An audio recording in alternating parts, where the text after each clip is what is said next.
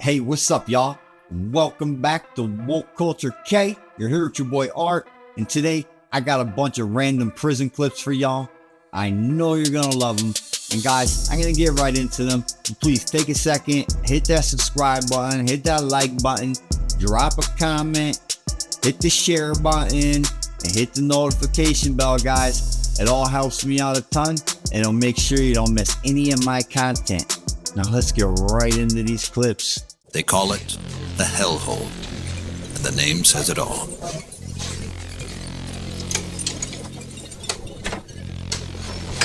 Anyone who steps out of line is locked up here, for as long as the guards think necessary. Half rations, no toilet, no yard exercise, isolation. I often get abuse and insults from the men I lock up in here. They say, "You're locking me in here now, but I'll find you after I'm released." Such things do not leave Mora cold. Nothing's gonna happen to me in here, I'm sure. But outside is another matter. I don't go out evenings anymore. I don't go into the town's entertainment district anymore. I'm very careful what I do and where I go.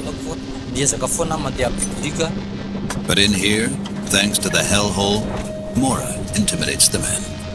They all talk of it in the jail. This prisoner broke the solitary record, spending 30 days in the hellhole. All you can do is sit around in there. Sit around and sleep. But you're virtually sitting on your own excrement. Sitting around and sleeping. I didn't have any clothes like these. It's damn tough. You can't even take a spoon in there. So you have to eat with your hands. But your hands are filthy with your own excrement. So you can imagine what it's like. I ain't gonna lie, bro. I've been in a lot of different jails and a lot of different prisons. And not one cell I have ever been in came anywhere close to that cell right there. And I've been in the hole in every jail I've been in. And nothing in America touches those cells. I can tell you that right now. He was reading aloud what she was saying in the letter. And everybody was listening to it was masturbating, right? While he was talking, right? I said, I said, read that last part again. I was like, baby, when you went up in me, I said, oh, go ahead.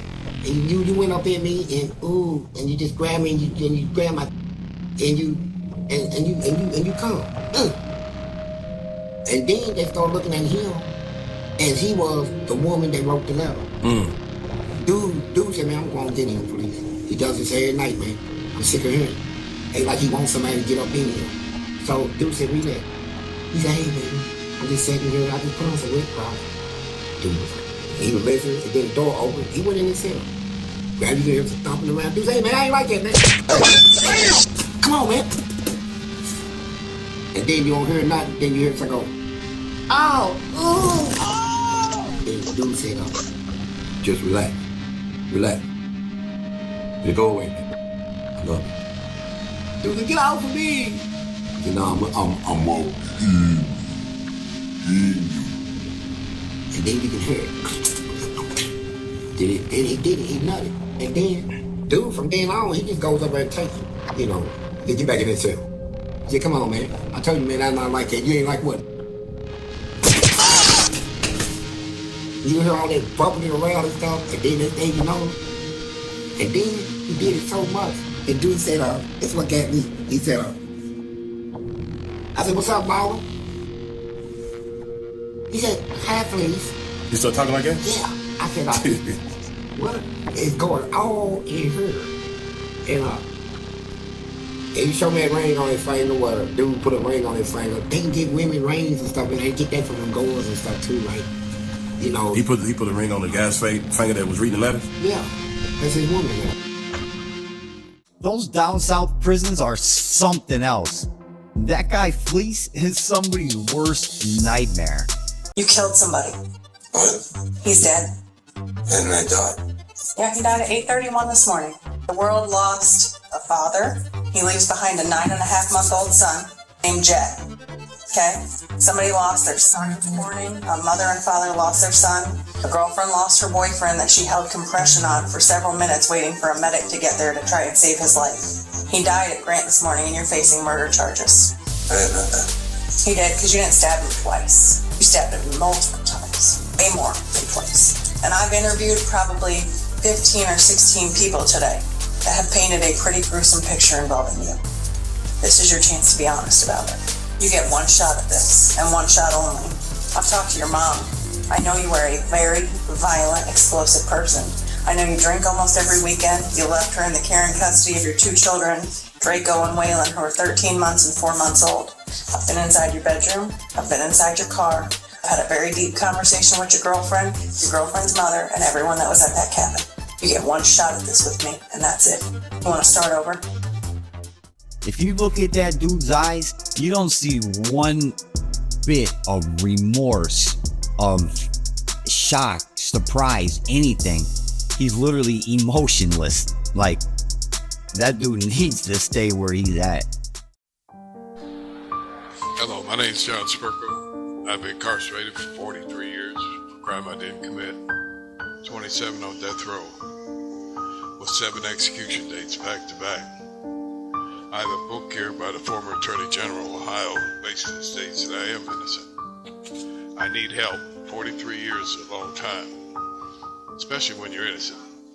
I need somebody to help me, and I'm asking for help. Thank you very much. Yo, that's pretty sad, right? Imagine all the guys that are on death row that are truly innocent. All the men that have been put to death over nothing. Could you imagine that happening to you? Like, let me know what you think. Drop it in the comments. I don't really believe in the death penalty, I guess. I mean, I do for cases that are cut dry, like guilty. But I feel like if there's any question involved, like and I understand every guy's gonna say, I'm innocent. And who wouldn't if you're being put to death? But the guys that are truly innocent, if there's really a question that they might really truly be innocent, their execution should be halted until the matters are cleared. Because, I mean, you're talking about someone's life. Even if these guys get their sentences overturned, their reputation is ruined. Their lives are ruined. Most likely they spent 30, 35, 40, 50 years in prison fighting for their freedom. It's disgusting, you know? Have you seen this? The feds have raided the prison P. Diddy is being held at. Have you ever heard of the feds raiding a prison before? Can you smell the air? That's a cover-up. They're after something and it has something to do with Diddy. This is straight up corruption here. Seriously, what is going on right now on this planet?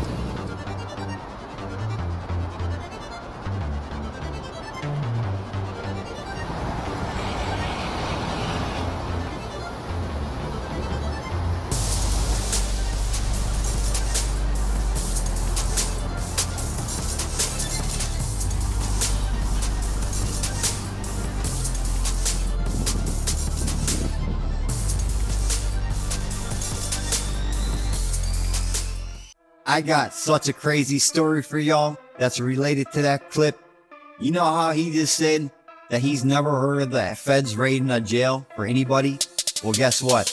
They raided a jail for this guy. And if you guys want to hear that full story, drop it in the comments and let me know.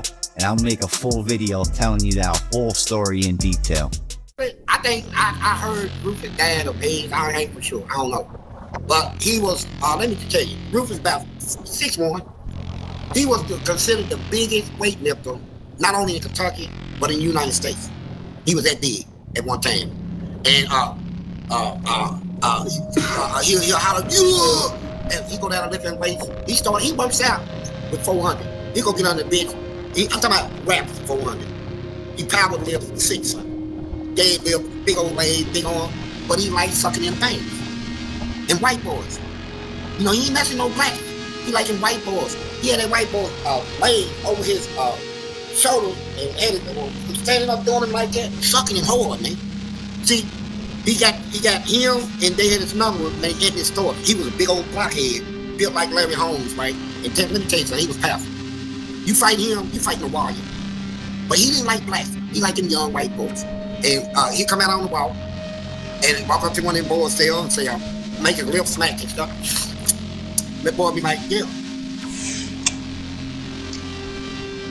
Have it banged out when I come back.